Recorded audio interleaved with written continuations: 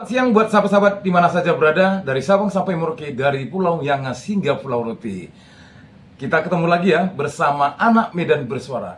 Assalamualaikum, salam sejahtera bagi kita semua. Shalom, Om Swastiastu, Namo Buddhaya, salam kebajikan, salam Pancasila. Teman-teman, hari ini ya Ahok sudah berada di kantor Kejagung untuk diperiksa keterangan. Dengan begitu gagahnya dan senyumannya, wow, kelihatan memang orang yang tidak bersalah. Namun sebelum saya lanjut teman-teman, ada baiknya kita dengar dulu pada saat itu Ade Armando mengupas tentang perkataan Pak Ahok ketika dimasukkan ke penjara. Sebentar ya teman-teman, tapi ingat pada saat itu Ade Armando memang selalu pro dan aktif untuk membela Ahok. Sebentar teman-teman. Politikus P3 bernama Abraham Lunggana ini meninggal karena serangan jantung pada 14 Desember lalu. Berita duka ini sebenarnya akan berhenti sebagai berita duka biasa, kalau saja tidak ada orang-orang yang mengaitkan wafatnya Haji Lulung dengan Ahok.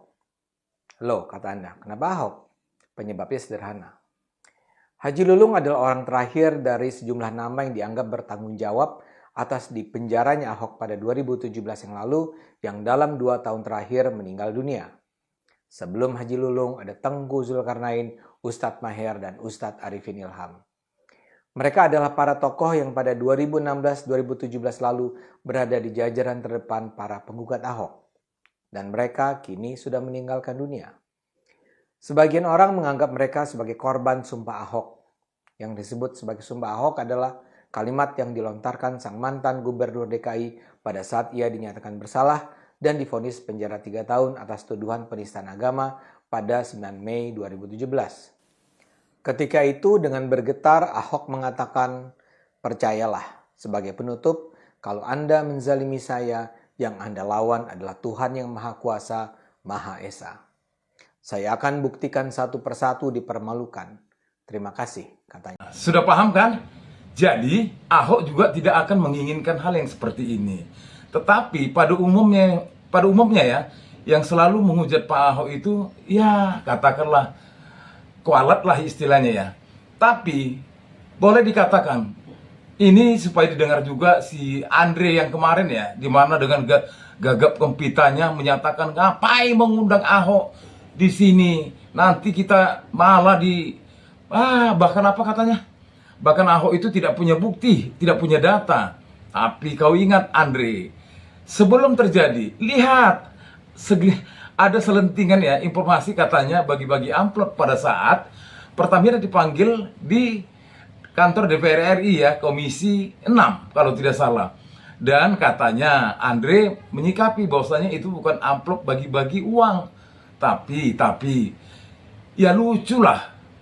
Kalau memang itu uang perjalanan dinas, kenapa tidak pada saat selesai rapat atau sebelum rapat dibagikan? Karena ini pertemuan antara Pertamina dengan anggota DPR.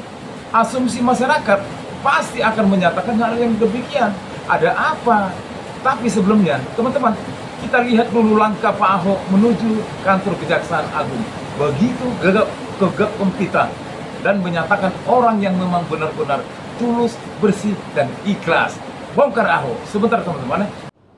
Makanya kalau saya senang kalau jaksa mau panggil, saya punya rekaman suara rapat semua. Saya cuma minta Pak Jaksa, sidang terbuka di Republik ini. Berarti Anda siap dipanggil Kejagung? Oh, saya siap. Saya senang membantu. Dan saya senang kalau di sidang, itu semua rekaman rapat saya itu diputar. Biar seluruh rakyat Indonesia mendengarkan apa yang terjadi di Pertamina, apa yang saya marah-marah di dalam.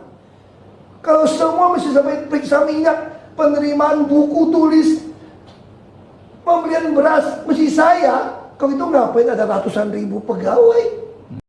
Pagi Bapak. Pak Basuki, Pak, sedikit Pak. Sedikit Pak, sebelum masuk Pak. Sedikit aja Pak. Gimana Pak? Sebelum nanti ditanya-tanya oleh tim penyidik, apa saja yang disampaikan? Sebetulnya kan secara struktur kan itu kan Dewan Komisaris ya. Ya. Terus ada subholding.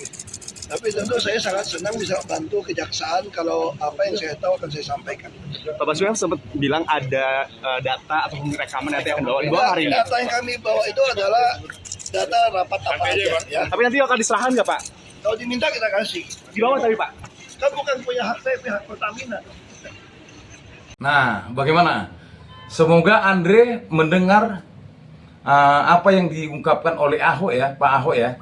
Begitu juga apa yang saya beritahukan di video saya pertama. Begitu juga Hotman Paris, agar mereka jangan gagal paham. Lihatlah wajah Pak Ahok begitu beringasnya untuk membongkar kasus ini.